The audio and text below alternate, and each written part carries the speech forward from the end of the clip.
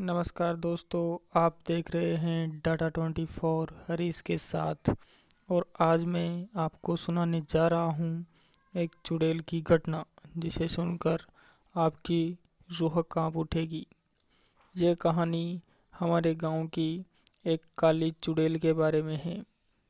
गांव के लोगों का कहना है कि वह जंगल के किनारे पर बने बरगद के पेड़ पर रहती है और वहाँ से गांव के बच्चों को देखती रहती हैं।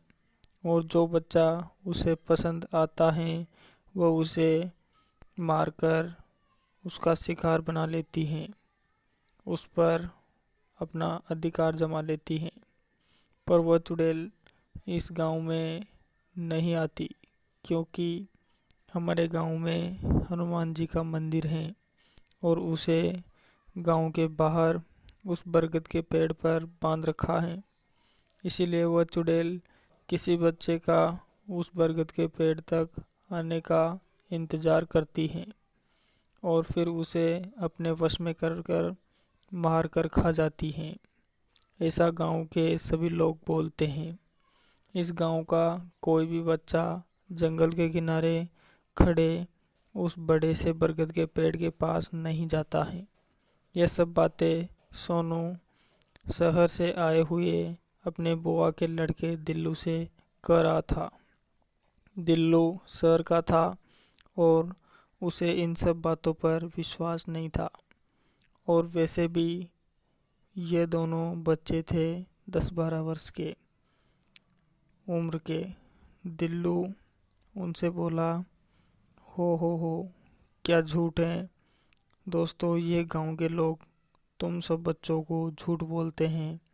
तो सोनू उससे बोला, नहीं ये सच है और हम रात में तुम्हें उस चुड़ैल की आवाज़ सुना सकते हैं।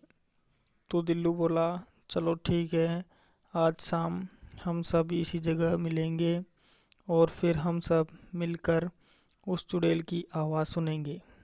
ऐसा बोलकर सभी बच्चे घर चले गए और फिर शाम होते ही दिल्लू और सोनू सहित सभी बच्चे वहाँ इकट्ठा हो गए।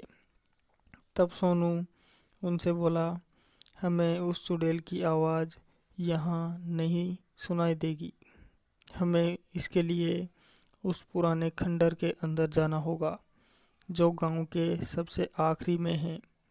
सभी बच्चे उस जगह गए और सब वहाँ जाकर उस चुड़ैल की आवाज़ सुनने लगे। पर उनमें से किसी को भी चुड़ैल की आवाज़ सुनाई नहीं दे रही थी। तब दिल्लू बोला, मैंने तो पहले ही कहा था कि गांव वाले बस बच्चों को डराने के लिए उस चुड़ैल की कहानी बताते हैं। दिल्लू से सभी बच्चे बोले, ऐसा नहीं है, वह रोज़ चुड़ैल रात में हंसती हैं और सभी बच्चों को बोलती हैं कि मेरे पास आ जाओ, मैं भूखी हूँ।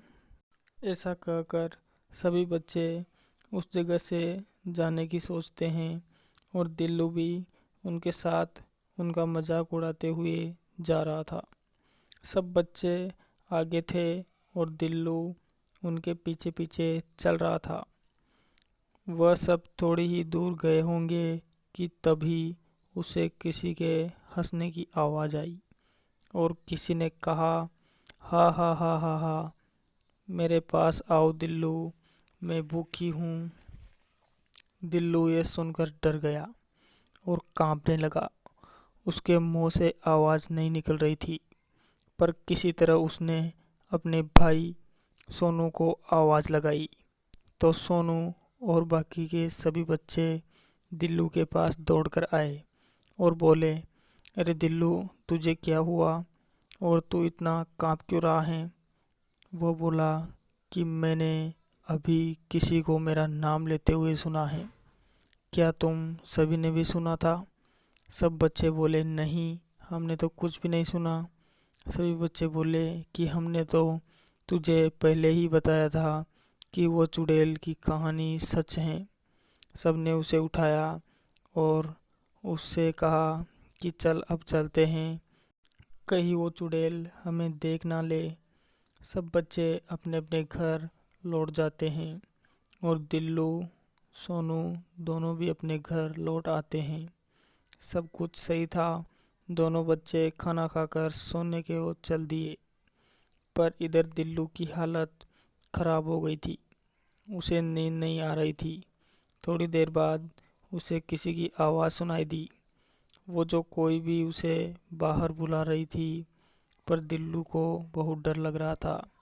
पर पता नहीं क्यों वह उस आवाज़ की ओर खींचा जा रहा था।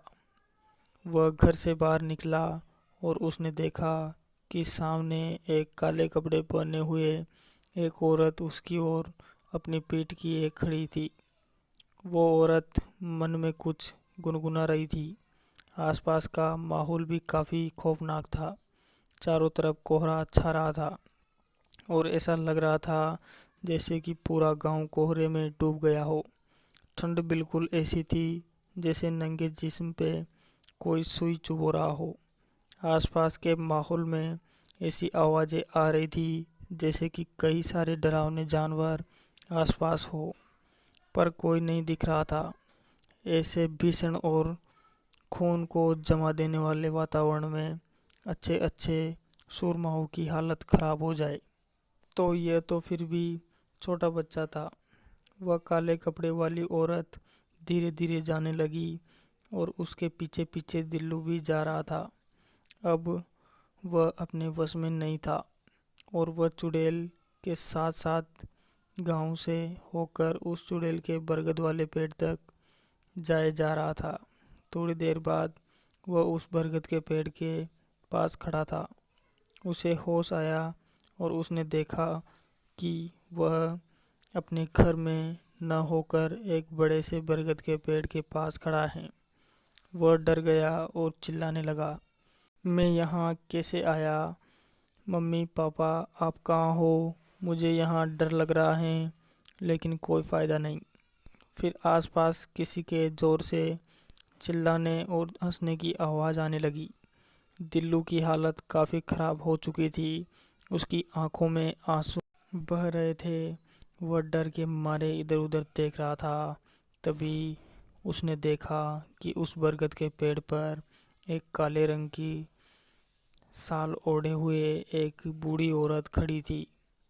वो औरत दिखने में काफ़ी भयानक थी और उसके हाथ में कुल्हाड़ी भी थी, जिसे वह अपने एक हाथ में लेकर उसकी ओर देख रही थी और हंस रही थी। वह बोली, आज तो मैं पेट भर कर खाऊंगी। गांव में बहुत दिनों से मेरा कोई शिकार नहीं बना है। हा हा हा हा, इस तरह हंस रही थी और हंसकर वह एक झटके से दिल्लू के सामने आकर खड़ी हो गई। दिल्लू ने उसकी भयानक शक्ल देखी और वहां से भागने लगा कि तभी उस चुड़ैल ने उसे पकड़ लिया और उसके चेहरे पर अपने बड़े बड़े नाखून फेरने लगी, जिससे दिल्लू के गाल पर एक नाखून से हल्का सा कटने का निशान लग गया। फिर धीरे धीरे वो औरत अपनी कुल्हाड़ी को उसकी ओर बढ़ाने लगी और कुल्हाड़ी का एक जोर का वार उस पर मार दिया और तभी दिल्लू की आँख खुल गई और वह एक सपना देख रहा था। थोड़ी देर के लिए तो वह यकीन नहीं हो रहा था कि उसके साथ ये क्या हुआ, पर उसने सपना समझकर भुला दिया। वह फ्रेश होने के लिए गया कि तभी चेहरा धोते वक्त उसे शीशे में अपने गाल पर एक नाखून के कट का निशान दिखा। वो समझ गया कि उसके सपने में कोई हकीकत जरूर थी। फिर उसी दिन दिल्लू अपनी माँ के साथ शहर लौट गया। पर दिल्लू के साथ जो कुछ हुआ वो एक सपना था या सच, ये दिल्लू हमेशा याद रखने वाला था। वो बरगद का पेड़ आज भी वही है और वह चुड़ैल आज भी अपने शिकार का इंतजार कर रही है। हाँ तो दोस्तों, मिलते हैं एक और नई वीडियो के साथ। तब तक के लिए बाय, टेक केयर।